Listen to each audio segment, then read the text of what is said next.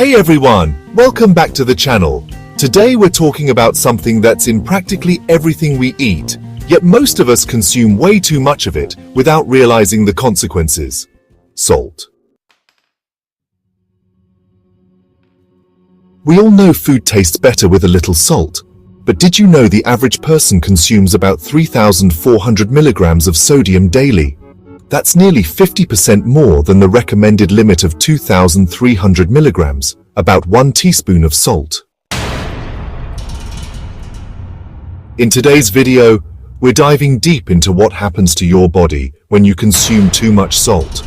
And trust me, it's more serious than you might think. Let's get into it.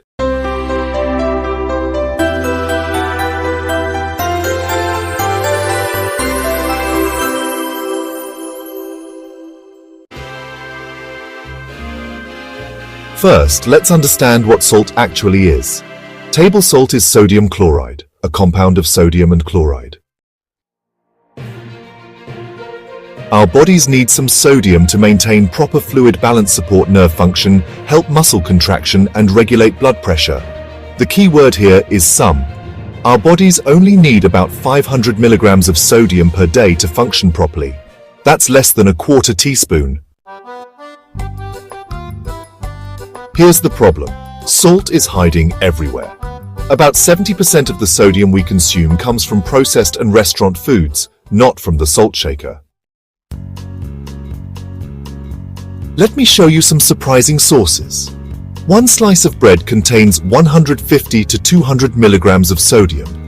1 cup of breakfast cereal has 150 to 300 milligrams. A single slice of pizza that can have 600 to 1,500 milligrams. A sandwich from a fast food chain can pack up to 2,000 milligrams. And a can of soup, 700 to 1,200 milligrams. Food manufacturers add salt not just for flavor, but as a preservative and to improve texture. Let's see what this excess salt is doing to our bodies. The most well-established effect of high salt intake is increased blood pressure. Here's how it works. When you consume too much sodium, your body holds onto extra water to dilute it. This increased fluid raises the volume of blood in your bloodstream, forcing your heart to work harder and putting more pressure on blood vessel walls. Over time, this extra pressure can damage blood vessels, leading to hypertension, increased risk of heart attack, greater chance of stroke, and higher risk of heart failure. Studies show that reducing salt intake by just 1,000 milligrams per day can lower blood pressure by 5 to 6 millimeters of mercury in people with hypertension.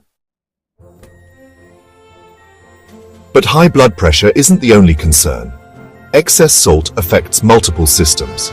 Kidneys. Your kidneys filter excess sodium, but over time, high salt intake can overwhelm them, potentially leading to kidney disease or failure.